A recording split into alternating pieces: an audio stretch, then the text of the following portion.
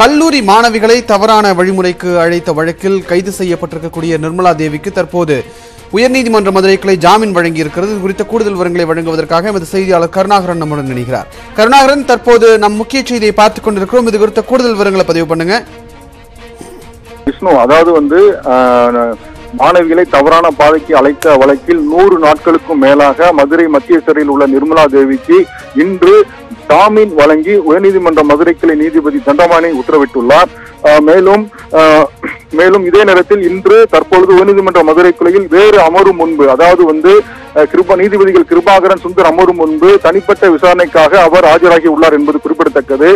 இந்த நிலையில் இன்று இந்த நிர்மலா தேவி ஜாமீன் மனு கோரி தாக்கல் செய்த மனு நீதிபதி தண்டபாணி முன்பு விசாரணைக்கு வந்தது. அப்பொழுது காலையில் விசாரணைக்கு வந்த பொழுது நீதிபதிகள் அரசு தரப்பில் ஏதேனும் எதிர்ப்பு தெரிவிக்கிறீர்களா என்று அரசு வழக்கறிஞரிடம் கேட்டார். அப்பொழுது அரசு வழக்கறிஞர், நான் சிபிசிஐடி உயர் அதிகாரிகளிடம் கேட்டு சொல்கிறேன் என்று கூறியிருந்தார். இதனால் வழக்கு விசாரணையை மதியம் 2:15 மணிக்கு ஒத்திவைத்திருந்தார். இந்த நிலையில் 2:15 மணிக்கு மேல் வழக்கு விசாரணைக்கு வந்தது. அப்பொழுது அரசு தரப்பில் எந்தவித ஆட்சேபனையும் இல்லை, நீதிமன்றமே கொடுக்கும் உத்தரவுக்கு கட்டுப்படுகிறோம் என்று கூறினார். இதைத் தொடர்ந்து நிர்மலா தேவிக்கு ஜாமீன் வழங்கி நீதிபதி தண்டபாணி உத்தரவிட்டார். மேலும் இவர் ஜாமீனில் வெளியே வந்த பிறகு இவர் பத்திரிகைகளுக்கோ ஊடகங்களுக்கோ எந்த விதமான பேட்டியும் கொடுக்கக்கூடாது, காரணம் அது விசாரணையை பாதிக்கும் என்பதால் இந்த நிபந்தனையுடன் இந்த ஜாமீன் வழங்கி உத்தரவிட்டுள்ளார். விஷ்ணு, கருணாகரன், பலமுறை ஜாமீன் மனு தாக்கல் செய்யப்பட்ட சூழ்நிலையில் அது மறுக்கப்பட்டு வந்தது. இந்த சூழ்நிலையில் தற்போது எதன் அடிப்படையில் அவருக்கு ஜாமீன் வழங்கப்பட்டிருக்கிறது? அதாவது நிர்மலா தேவி மீது அந்த மாணவிகளை தவறான பாதைக்கு அழைத்த விவகாரத்தில் சிபிசிஐடி விசாரணைக்கு உத்தரவிடப்பட்டு குற்றப்பத்திரிகை தாக்கல் செய்யப்பட்டுள்ளது. இந்த விசாரணை சிறுவில்லிபுத்தூரில் உள்ள நீதிமன்றத்தில் நடந்து வந்தது. தற்பொழுது அதற்கு இடைக்கால தடை விதிக்கப்பட்டுள்ளது. அதாவது இந்த குற்றச்சாட்டிற்கு ஆளான நிர்மலா தேவிக்கு அதிகபட்சமாக 10 ஆண்டுகள் முதல், அதாவது 7 ஆண்டுகள் முதல் 10 ஆண்டுகள் வரைதான் தண்டனை கிடைக்கும். எனவே குற்றப்பத்திரிகை தாக்கல் செய்த பிறகும் ஏன் நிர்மலா தேவியை ஜாமீனில் வைத்துள்ளீர்கள் என்ற ஒரு கேள்வியை நீதிபதிகள் தொடர்ந்து எழுப்பி வந்தனர். இந்த நிலையில் ஒரு நீதிமன்ற உத்தரவின் அடிப்படையில் தான் விசாரணைக்காக வைத்துள்ளோம் என்று கூறி வந்தனர். இந்த நிலையில் உச்ச நீதிமன்றத்தில் 2வது மற்றும் 3வது குற்றவாளிகளான கருப்பசாமி மற்றும் முருகன் ஜாமீன் மனு தாக்கல் செய்து ஜாமீன் உத்தரவை பெற்றிருந்தனர். இந்த நேரத்தில் நிர்மலா தேவி ஜாமீன் மனு தாக்கல் செய்திருந்தார்.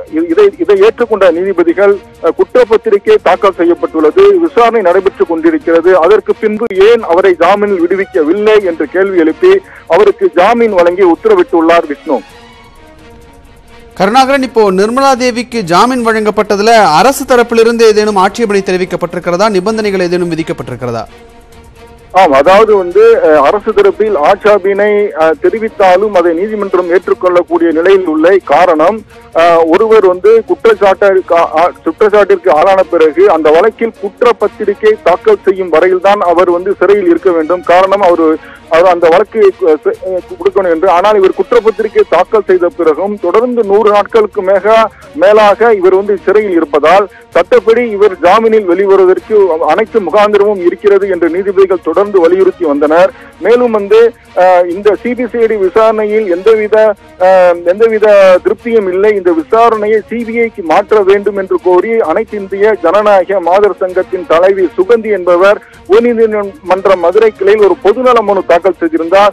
அந்த மனுவில் நீதிபதிகள் கிருபாகரன், சுந்தர் அமர்வு விசாரித்து பல்வேறு கேள்விகளை எழுப்பினர். நீதிமன்றமே ஏன் தாமாக முன்வந்து நிர்மலா தேவிக்கு ஜாமீன் வழங்கக்கூடாது, அவ்வாறு வழங்கினால் அவர் உயிருக்கு ஏதேனும் அச்சுறுத்தல் உள்ளதா, ஏன் விசாரணையை வேறு விசாரணை அழைத்து மாற்றக்கூடாது என்று பல்வேறு விசாரணைக்காக கேள்வி எழுப்பியிருந்தார். அந்த விசாரணைக்காக நிர்மலா தேவியிடம் நேரடியாக விசாரிக்க வேண்டும் என்பதற்காக தற்பொழுது நிர்மலா தேவி மதுரை மத்திய சிறையிலிருந்து நீதிபதிகள் கிருபாகரன் மற்றும் சுந்தர் அமர் முன்பு தனி அறையில் அரசு வழக்கறிஞர் முன்னிலையில் அவர் தனது வாக்குமூலத்தை அளித்துக் கொண்டு இருக்கிறார் என்பது ஒரு குறிப்பிடத்தக்க விஷயமாக உள்ளது. விஷ்ணு, நன்றி கருணாகரன், உங்களுடைய தகவல்களுக்கு. மாணவிகளை தவறான பாதைக்கு அழைத்ததாக தொடரப்பட்ட வழக்கில் சிறையில் இருக்கக்கூடிய நிர்மலா தேவிக்கு தற்போது ஜாமீன் வழங்கி உயர்நீதிமன்ற மதுரை கிளை உத்தரவு பிறப்பித்திருக்கிறது. இது குறித்த கூடுதல் விவரங்களை எமது செய்தியாளர் கருணாகரன் வழங்க கேட்டோம்.